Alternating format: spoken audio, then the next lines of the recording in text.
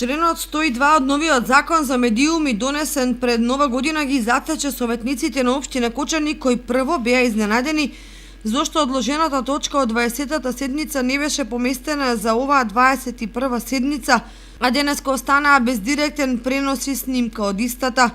Поради таквата ситуација, дискусиите и одлуките на советниците и на Советот остануваат далеку од очите на јавноста, односно граѓаните, што ја ограничува транспарентноста во работењето на законодавната локална власт.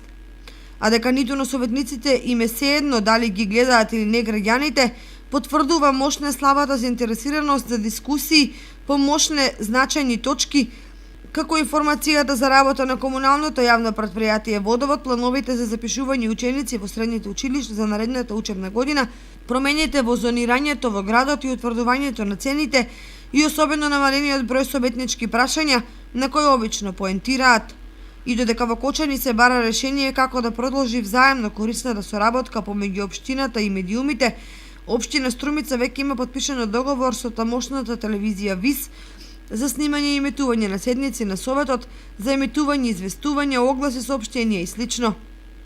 Дали тој пример ќе го следат и другите општини во рамките на државата, ќе се знае наскоро, а можно и за ова прашање од интерес на граѓаните да расправаат и градоначалниците во Советот на Источниот плански регион.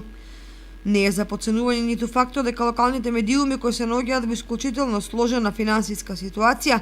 практично во договорите со општините, гледаат спас за екзистирање и работење, особено во услови на нарушени пазарни состојби во сферата на маркетингот.